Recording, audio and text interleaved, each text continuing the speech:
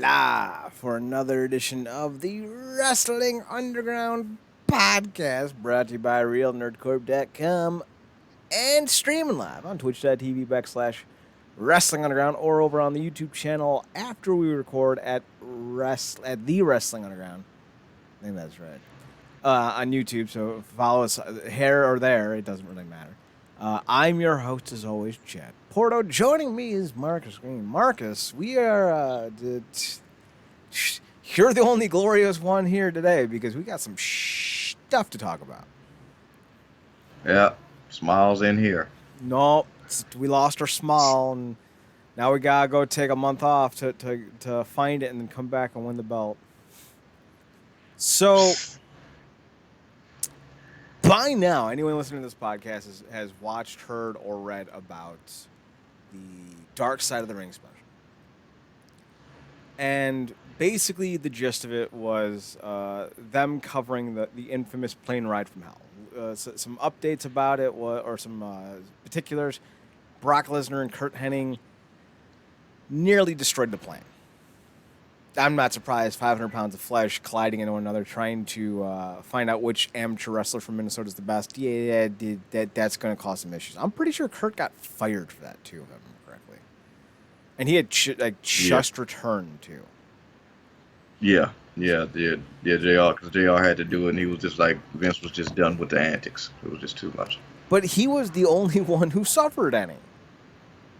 Now, I haven't watched the Dark Side of the Ring special or the WWE retelling of the plane ride from hell, but I do remember that some things about the initial story was the wrestling contest. JBL apparently got more drunk than anyone had ever seen him before. Yeah. I think he even pissed himself. Did that happen or no? Didn't. The gist of the most of what they talked about, Hennig pulled the Curt Hennig, not Hennig. Yeah, it was Hennig, right? Curt Hennig. Yeah. I got confused because Owen Hart had a thing today, but because the other prankster, but apparently he was another one who liked to rip people, and I don't know why you would F with Brock at all. Like, why would you play Brock at all? Like, I was thinking to myself, like, even as Brock's child, I wouldn't want to play with him. But I wouldn't want to play with a Brock child. Could you imagine 9-year-old Brock Lesnar just staring at you, knowing full well what's to happen in your future? It's just, oh my god. But yeah, apparently he put some shaving cream on top of his head and smacked it and woke him up, and then it got to the point where they were slamming into the emergency door. And even severely under the influences, everybody in the section was, they were like, oh, whoa, that's too much. The ironic thing is, it takes far more pressure than those two human beings can generate to open up an emergency door on an airplane flying full speed. That was said, and they didn't care. It was like that. We these drugs are fine, but that. Other things that kind of happened were what, Marcus? We'll get to the flair of it all, but what else happened on this plane ride? That happened. Was this also the plane ride where Kurt Angle and Vince McMahon tried to wrestle each other?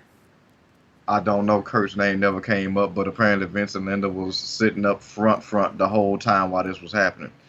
But it was JR's job to wrangle the boys. So that happened with Brock and Kurt.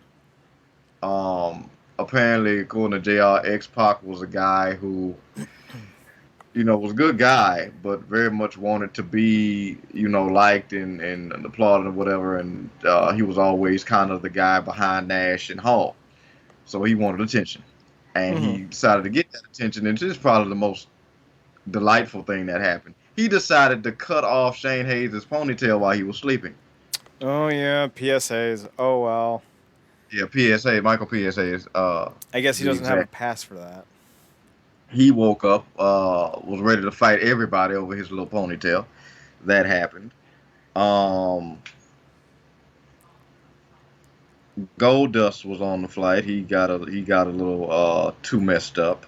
Ended up doing a solo in which I'm guessing he was singing about his sadness from Terry. JR said he had to go get up and tell him to sit his drunk ass down. Yeah, because Scott you, I Hall was got yeah, so drunk, I think, that he got fired because this was his last day with the company as well. was so messed up. I think I would imagine he was asleep for most of it because the poor attendant. I don't know if this was before or after the little flare run in, but because everybody was leaving, and he was so messed up to the point where Just Incredible had to get a wheelchair to wheel him off the plane, take him through customs or through the check-in, and have lie about feigning an injury so it could look like he was, you know, under some type of disorder. But the woman tried to wake him, and he grabbed her and basically told her all the negative things he would do to her while under the influence. And I guess he's come out and said you know, don't remember, which I bet he don't remember it because he was too effed up. But yeah, yeah, that happened. I would imagine, like you said, the Kurt stuff happened. Um, Obviously, we're gonna get into the other stuff that happened, but that was pretty much the gist of it. They didn't touch on the, like I said, the Kurt thing. RVD was there. A lot more people was there than I thought it was.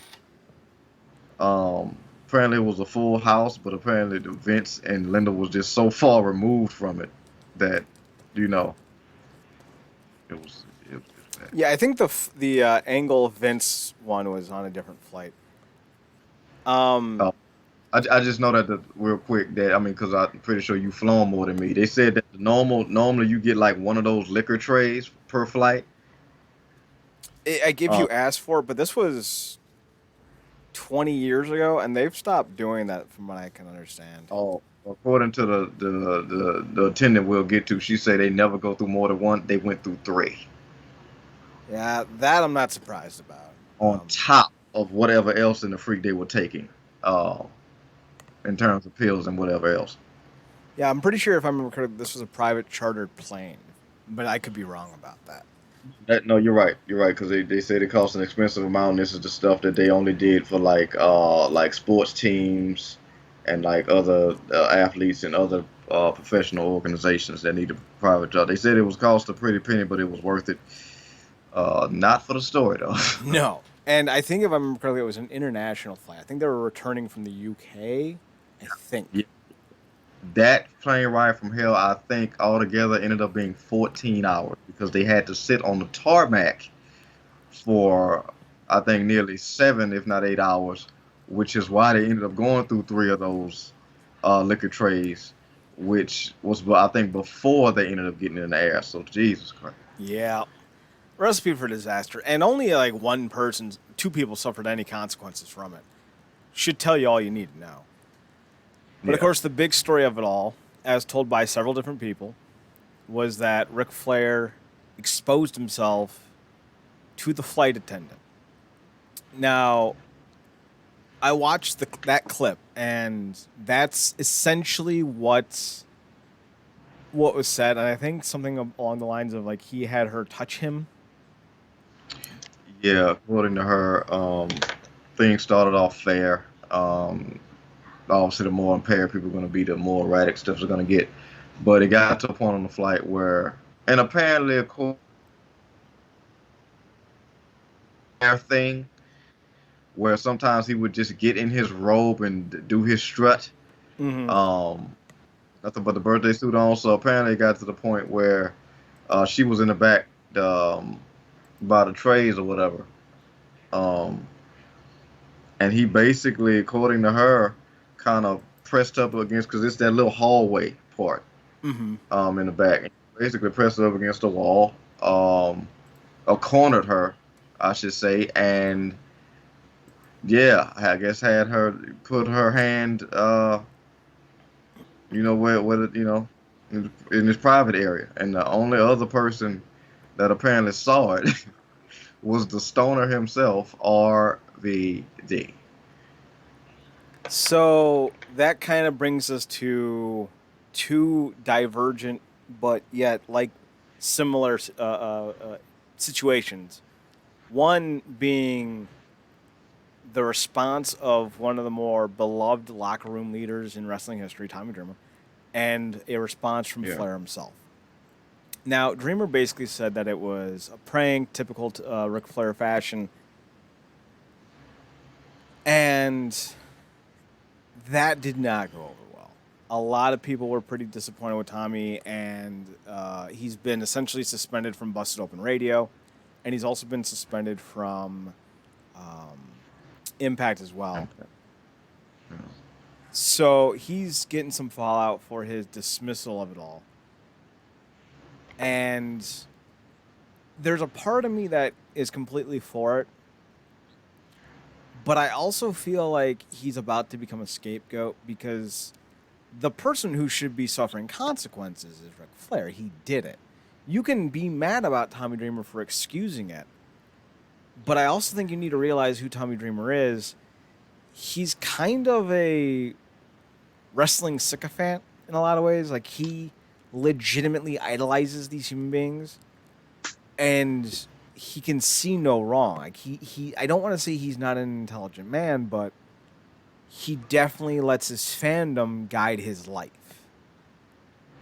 And that was clear in his dismissal of Flair and his antics. Now, I don't think that Dreamer should lose his career over these comments, because at the end of the day, they're opinions, and if you really want to punish somebody for the actions, doing it for the guy who spoke about them seems a bit left of center. It doesn't make a lot of sense. Someone should pay for this, and it's Ric Flair because he's the one who did it. But I feel like people are still too afraid or don't want to go after Flair, that Dreamer's going to become almost like a scapegoat for all this, because Dreamer's, Flair's going to pop up on TV eventually somewhere. Yeah, yeah, it was just boneheaded is all you can mount it up to. It was really disappointing to see in here, but Especially from him. yeah, yeah, it was not good. I don't know why, and that's not people listening to this.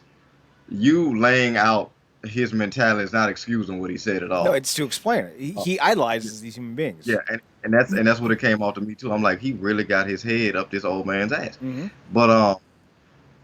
But in that, and we talked about this so much with the whole speaking out movement, and it's another one of them situations where they heard about what Flair did, but they saw what he said. Mm-hmm. You're right. You're right. Yeah, that's what's really getting it, and he was so flippant about it and so dismissive of it, which didn't help at all. And some people was like, it's such and such and such and such.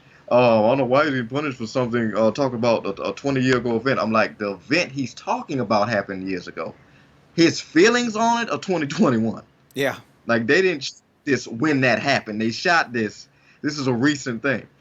And obviously Flair ain't gonna be stupid enough to be in it to talk about it, because obviously, of all the people, he clearly had one of the most egregious points.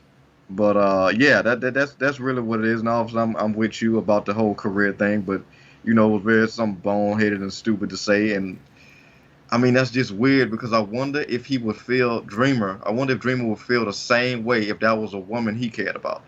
Right. And You he's know what I'm got saying? Like, twin daughters. Yeah, would you be able to separate your fandom? That, and I think that's where we talk about the rest of fan is fanatic. Mm-hmm.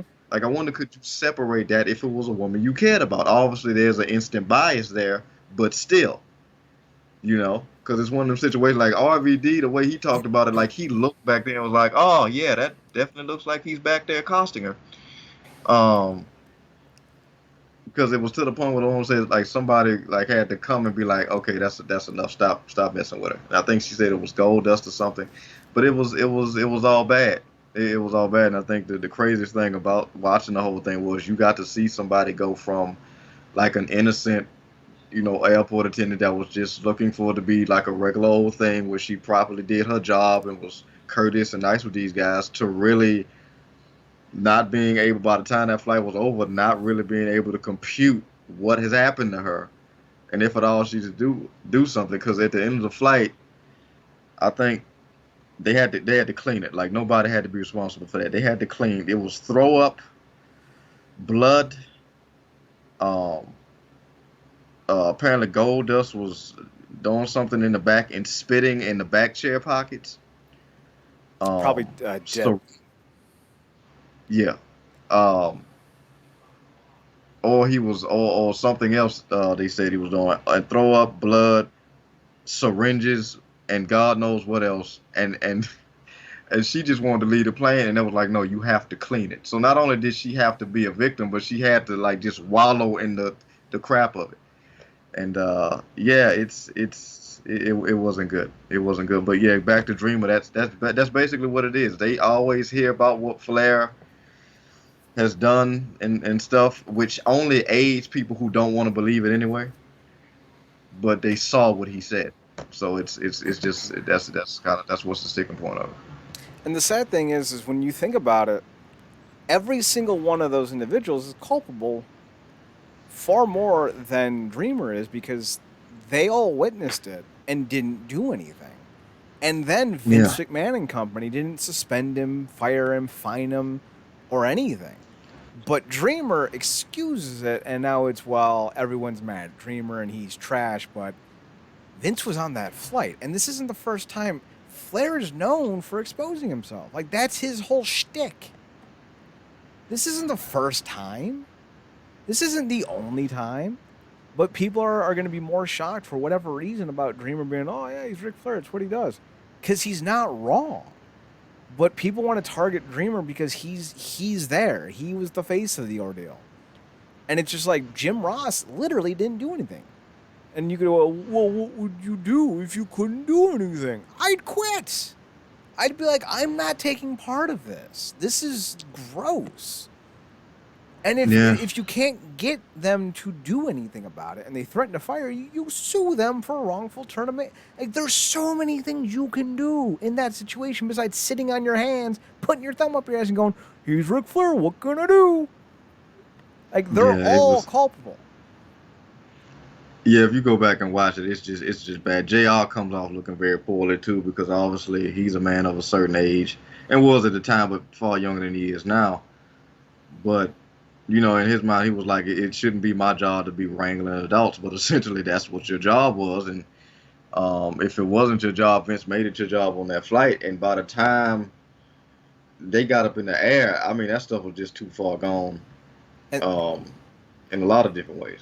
that's the issue Uh, overall, is that Vince cultivated, curated, and developed that type of atmosphere for this stuff to be allowed and normalized. But yet Vince has no blowback. Randy Orton's still on the roster. Matt Riddle's still on the roster. This is not stuff that happened 20 years ago. This is stuff that still happens today. Randy Orton is I, known for exposing himself to people on the regular. It's a industry-wide thing. Everyone knows it. Don't shake Randy Orton's hand because you know where it's been. It's still on the roster. But yet Dreamer has to lose his job because we need someone to punish. And it doesn't make any sense. I'm not excusing him. I'm not saying he shouldn't be. I'm saying, why is he the only one? Why is he bearing all of the sins of all the 40-odd people that were on that flight? yeah, I mean, look, and on the thing they talked about how, and Terry was on there too. And it was just it was another showcase, and I mean, it's what a lot of these dogs out of the ring, especially have shown just how. And I know this word it's been bastardized all to hell, but it really is just how toxic and negative the industry was in terms of culture back then. Mm-hmm. Because Brock, Terry told a story about her being in the locker room, walking into the locker room after doing something, and Goldust was in there, and Brock was in there, and he just basically had a towel on. She walked in, and he exposed himself to her. I Mm-hmm. think we've heard this before. And she said she no sold it. And then after it happened, I think Goldust took in the room. He was like, "Don't sell it."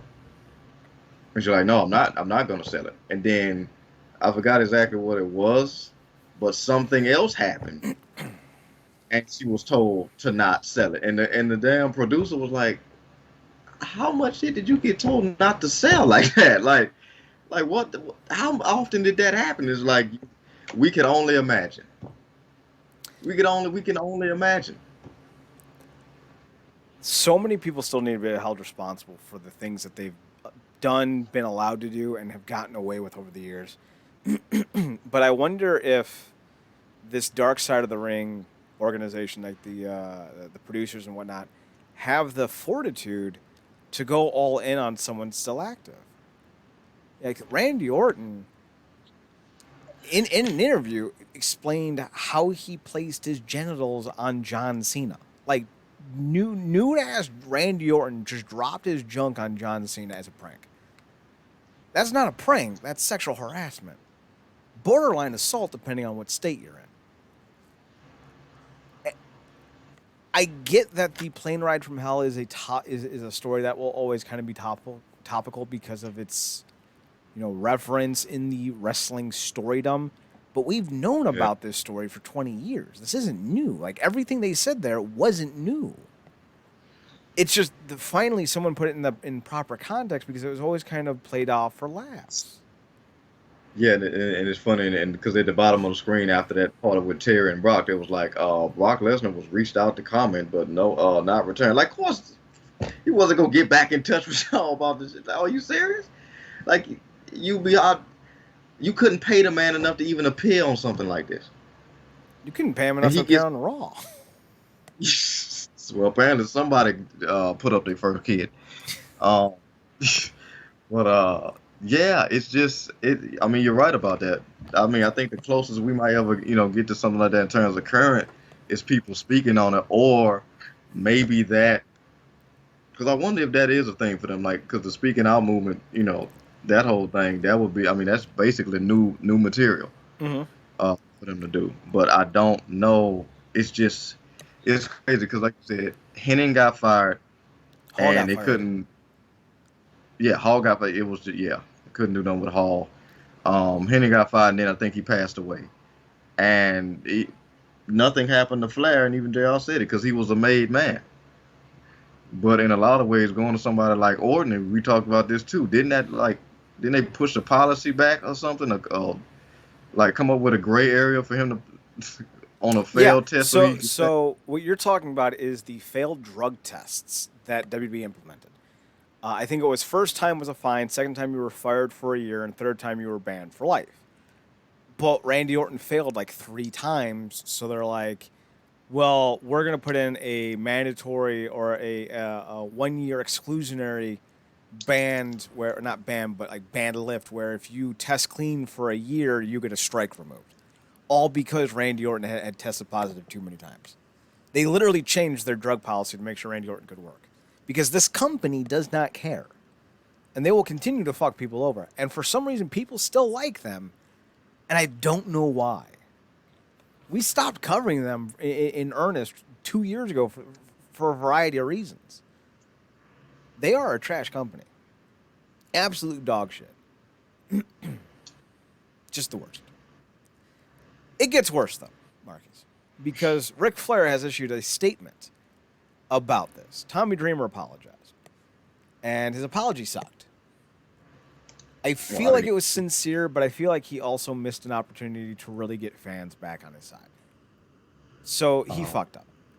But Flair decided, well, Flair's the everyman. He's the new Dusty Rhodes. And I'm Ric Flair, so I'm going to do exactly what I've always done for years. I'm going to go the opposite way. I'm going to blame everyone else but me. I saw that quote. He was like, they can come to me, and then if they do, I'm snitching. I'm like, what? So here's what Flair said. Let me make sure I got the whole thing. Because I want to make sure I get this right.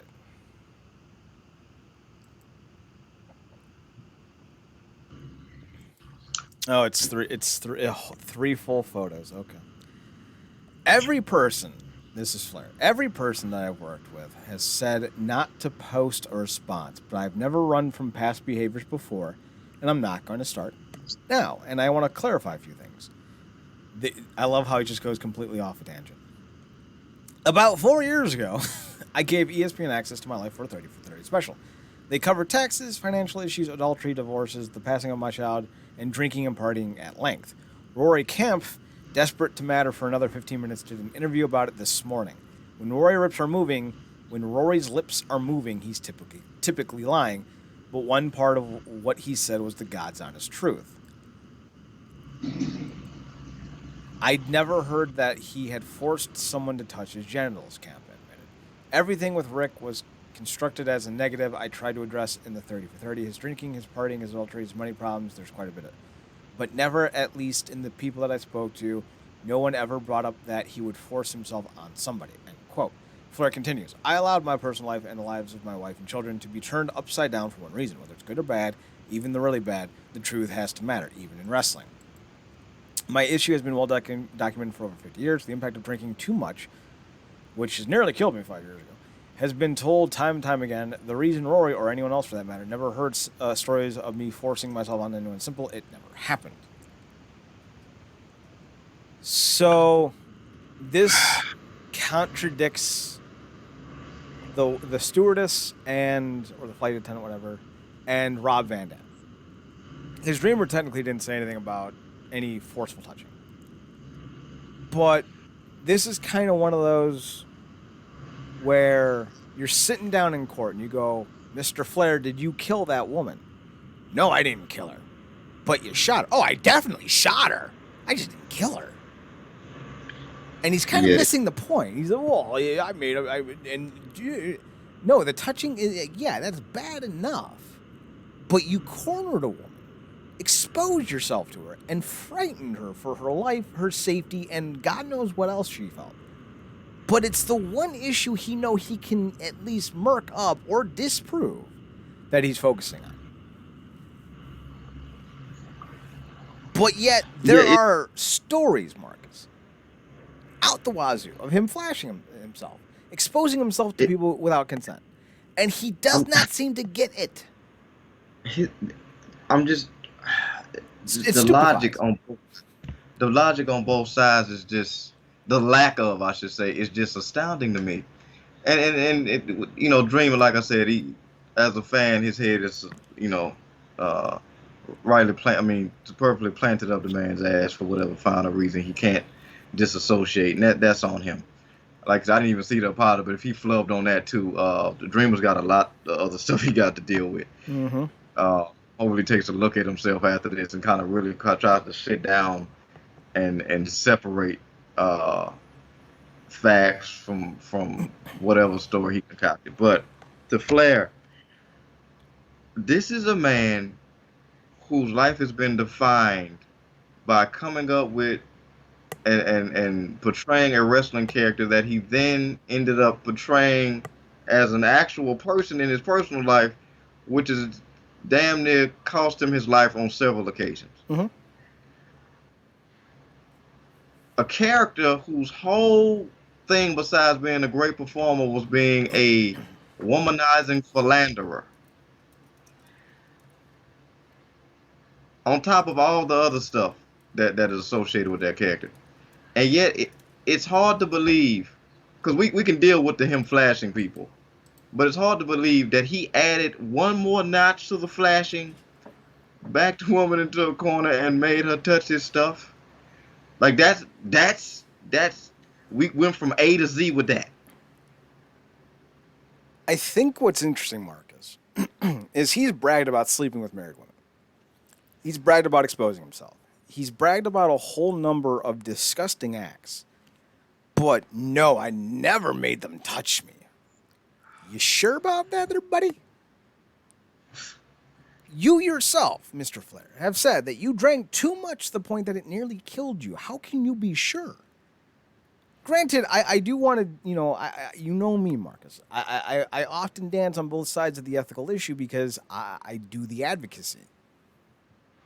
I don't know if this woman's telling the truth because it's been 20 years and the only other person who saw it is Rob Van Dam, who is so high so often. If he's ever sober, I would be genuinely shocked. So how can I take his word for it? That's a fair point. But on the other flip side, Flair is a known drunkard. So how can you take his word for anything? You can't. That's what makes this whole situation so much worse. That's why everything again falls onto the shoulders of Vince McMahon. He allowed these types of behaviors to be normalized. I don't care who you are. If you are a problem for my business, if you are harming people in my industry, if you are making my job look silly, I don't care if you're Jesus H. Christ himself. I will toss your ass out on your ass. If that means my business goes under because I made an ethical decision, so be it. I'd rather be the guy who lost everything doing the right thing than the man who built a mountain on the corpses and souls of those that were broken in my wake. It is non-negotiable in my life. But there are people like Vince McMahon and Ric Flair who don't care. They will do whatever they want because they feel they are entitled to. Narcissism is the word of the week. Yeah. Yeah, it's and maybe you'll get a chance to watch it later or something. But the way she came off to me in that whole thing, like, because it came off at points like she was genuinely trying to frame it in a way, like almost like going back through it for her. She was still in such shock that she was almost talking about and trying to frame it in a way that it wasn't as bad as it sounded, but she couldn't even help it. Yes, Because I would agree with that. It did feel like she was trying to lessening how she felt, but on the same side was revealing exactly what happened, but trying not to. Yeah, and then realizing in the moment, holy hell, it really was that bad. Mm-hmm. And then she gets to the end of the thing, and she's like it's hard to talk about this stuff because things get taken out of context and punched up more than they need to be. And I'm not by no means saying that I was um sexually assaulted, like elevating it to rape or something, because I wasn't. But at the same time, it's like people that do stuff like that shouldn't be able to just scathe off with nothing. And just because she made a decision, which was a decision between her and her husband, to, I guess, not bring attention to what would be their kid at the time, or whatever else backlash they did, like it still should be handled like by the company or by the like the plane company. But it was, again, don't sell it. Mm-hmm. And it's crazy. And as fans, it's like, how can you know all this stuff about Flair and think that's the craziest thing? Like, that's the man has run his life into the ground on several occasions, had to be helped back up in several different instances, and all any way you can help somebody back up is possible. And yet this is not believable. Like the two most guys that did the most egregious things is Ric Flair and Scott Hall. We're not talking about Mick Foley and Rey Mysterio, right? Like, what? It baffles me. And the thing that really pisses me off, and I wanted to say this several times over the weekend, but I held off, is that I hate that everyone now is mad about this instead of being mad about it when it was relevant. Because they've told this story how many times over the last 15 years? So it pisses me off that people allow their fandom to, again, blind them from the realities of who these people are. Like, it drives me up a damn wall, man. It really does. And it happens in sports. Like, there's this dude named Fernando Tatis. He's a really good baseball player. But he's selfish and egotistical as hell. But everyone's like, oh, he's so much fun, though. He makes the game so much better. But he's a raging egomaniac, narcissist, who's going to ruin things for his team. But everyone's like, oh, but he's fun. And it's like, what? Like, how is that okay? Like, why are we normalizing bad behavior? Why are we saying bad? Like, why are we doing this thing now? Where bad dudes are being given leeway to be bad dudes because it makes for good TV. And like it pisses me off. Like, think about like two of the best football players in the NFL. And they get ragged on so much, like Pat Mahomes, just a regular normal dude who flings footballs from his hip because he's fucking God, right? But people give him such hard time because he's a soft-spoken, like, team guy. Lamar Jackson got memed out the wazoo, and I hate the fact he did it against us. Like, that was the worst part. But like, he was cramping real bad. He was dehydrated. It was a muggy night in Cleveland, and he had to go get taken care of. But it was like, oh no, he went to use the bathroom, and they ragged on this dude. Soft-spoken dude does nothing wrong. decent guy, but people meme him up, to high heavens. Granted, he's not a great passer. He's trash, but he's a good dude. But then you look at like someone like Odell Beckham, and he's like a bad dude, and everyone's like, "Oh, but I love Odell." Like, "Oh, we need Odell." Like, it's like, why do we do this? I know you and I don't do this, but like, why do people like latch on to people like Flair? Like, why are these the dudes that like we want to like idolize and celebrate? Like, why is that the thing now? I hate it. I hate celebrating bad human beings for being entertaining, and that's what it boils down to. You kind of look at it even deeper than that. Like, you wonder if like people, the people that get this stuff a pass, like want to give these guys a pass because it's ultimately the behavior they wish they could do, but don't, or don't have the courage. So that they it's something about watching somebody else do what they wish they could get away with if they could do it, that gets them off. I can But see then that. to me, I'm sitting there like, you know what? Fine. And this is what it's gonna be. I have no problem if you're just an a-hole foundational level, and this is fine with you.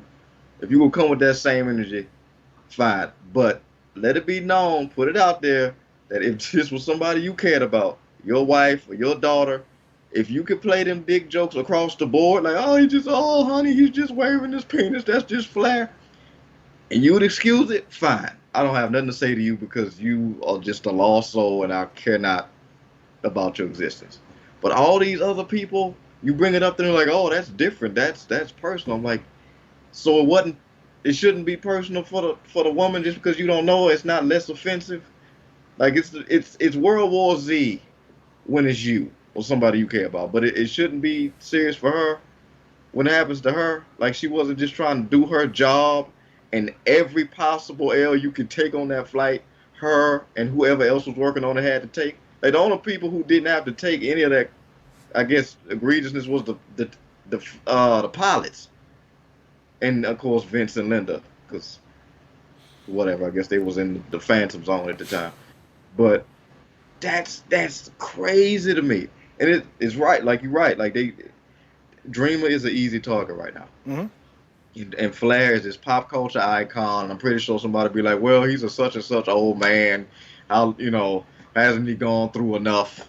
I'm like, you do know most of the stuff that he's gone through was self-inflicted. Like, it's not like life was like, we gotta get this guy. Like no. Like, this is most of the stuff. So, don't, all this helicopter penis crap. Like, come on, man. Flair's legacy should have been ruined decades ago, because his antics aren't new. We've known about him for years. So if this finally ruins Flair's legacy, then so be it. He's not a good human being, and I will shed no tears for him. And the craziest thing, man, like the craziest thing is how his behavior has affected his children. And I don't think people realize that. Like, David Flair, like, where do you think addicts come from? They come from their parents. I'm speaking as a son who has seen his mother do things that no one should ever see. Now, granted, I do have a habitual personality. I do things, on loop. It's very comforting for me, but I don't engage in substances for a very specific reason. I don't want to turn out like her. I have relatives on her side of the family that are addicts because of where they come from, how they were raised, who they were born from. And I look at David Flair and I think to myself, what would have happened if he had a more stable environment? If he had a father like Mick Foley and not like Ric Flair? I look at Charlotte Flair. People forget this. She was in an abusive relationship. And I just kind of wonder, it's like, what would have happened with these individuals if their father showed them how to be a man and not a clown? Maybe he'd be on wife number one still. Mick Foley married a goddamn supermodel. Like, have you seen Mick Foley's wife? It's funny. I have never seen that man's wife. Let me hold up. Like, she's not Cindy Crawford, but like, you're like, wow. It's like, you ever see Parks and Rec?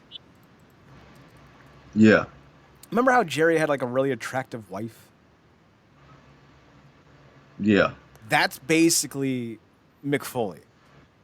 Like, his wife isn't a supermodel, but she is way more attractive than Mick Foley. Like, he punched up to get that. Like, he went up in weight. And that's funny. That's usually how it goes. That's usually how I go. But thankfully, it's not one of those things like Mick is a funny looking like guy and a douchebag. Exactly. No, Mick's a good guy. Like Mick will make Yeah, you fall in love with him, like easily. yeah. So, Like like, he's yeah he imagine if Mick Foley was the parents of Charlotte and David Flair and Reed Flair. How would their lives have turned out? I wonder that. You know, I really do. it's and that's weird. You looking at that brother sister story because and obviously there was a lot to be desired in terms of a childhood because he just the lifestyle he set up for himself. He just couldn't be around like that or wasn't around. I'd say couldn't be around because the lifestyle. I mean, if he put as much importance on being consistent father as he did with being Ric Flair, which like I said took over his life. You would imagine there's some form of neglect there that they kind of had to get over. But when you look at his son's story, he basically wanted to be just like his dad. Mm-hmm. Then he unfortunately went, Was just like his dad. went, yeah, went down the road he did, and now the only reason why his sister is what she is because she wanted to basically live the dream that he never got a chance to. So it's this weird thing, and essentially, like we always talk about, she's basically just a carbon copy of her father as a woman. So, but thankfully, so far, not the personal lifestyle That we're to an aware extent. of. Yeah. So it's a weird thing that Flair story, but I was also thinking to myself, I'm like, this whole thing with Flair, like even if you take away everything associated with the man with wrestling, I still do think you'd be like, would his story be like, wow, I'm surprised like it's been this long because I would imagine he would have passed away a decade ago with everything he went through. It's possible. You know, it's Yeah. hard. It's hard to say. It's truly hard to say. Flair is a conundrum, but it's one of those things. You know, like and it's not going to be the last time. I don't want to like disparage anyone we don't know anything about. Like, but like what cloud? Like, what's in John Cena's closet? What's in AJ Styles' closet? Right? Like, what vices or terrifying behavior have these individuals done that we don't know anything about? And I think that's the thing that's going to be very interesting to find out as time comes on and goes on, because the old saying is true: secrets don't stay secrets. No, they don't. And to the and to the people that like to be like the morality police on Twitter, look, anybody that's listened to us, Chad has told a story about his ACL and the effects of that and whatnot. Basically, you don't get to tell somebody when it's time to tell their truth, when it's convenient or not convenient for you to listen to or whatnot. Like, regardless of whether that happened to her however many eons ago or 20 years ago, like it was, like that became a part of her life story. Mm-hmm. So you don't get to tell her when she should tell it or how she should tell it based off your level of convenience or whatever sycophantum you have for Flair. He did a thing, and it's like I said, this is Ric Flair we talk about. I don't know why people are having such a hard time believing he took an extra step here when he was. The whole point of the fight was everybody was way over intoxicated than they should have been. Like you don't get to tell somebody when their truth is convenient for the John Q public. But that's aside from, like you said, the witch hunts that we're seeing. That's another thing, and it's sickening. But again, this is also show why a lot of people don't don't speak out ever, because we talked about this too. Like this is this is just one confirmation of the story that we had always heard about. How many people are we not hearing from? I'm glad you brought that up, because there's a player that the Browns were allegedly interested in. Um, he played for the 49ers a few years ago. He's a middle linebacker. I forget his name. But they were going to work him out. Now, he tore up his knee a year or two ago, and he hasn't been in the league because of that. But before then, he had been arrested twice for domestic violence against the same woman. The first time, the woman said that she had made it up. It was some kind of money scheme. But then he gets arrested again for beating up the same woman. And this time, she's like, no, the first time I didn't lie. I lied about lying. He did beat me up, and I only said that I lied to protect his career. And people who have never been in an abusive relationship either emotionally or physically, will never understand that. Like they'll never understand why they defended that person.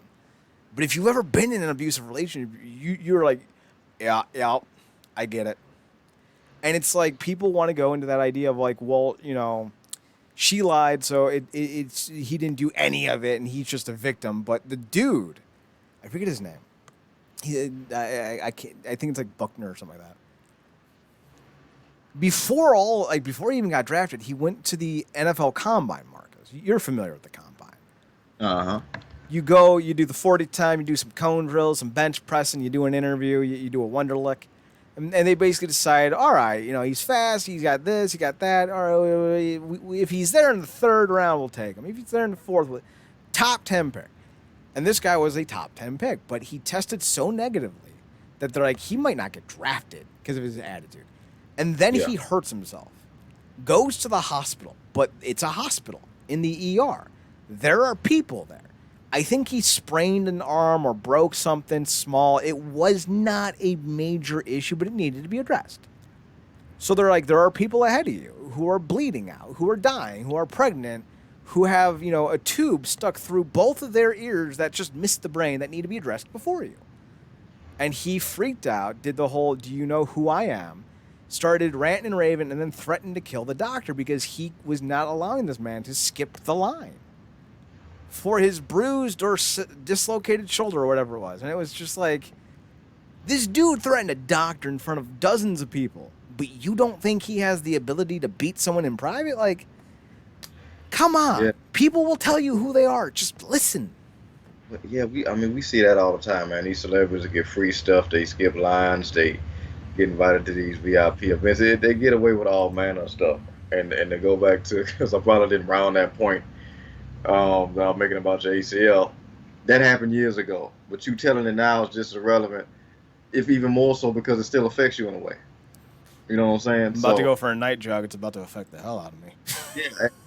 And to quote a line from one of our favorite movies, shout out to Vision, everything within that happens in life is within the artist's scope. What movie? Right. A Knight's Tale. Okay, Paul Bettany. Okay, I was like, I don't know, Marcus. There's not many movies with Vision in it that I like.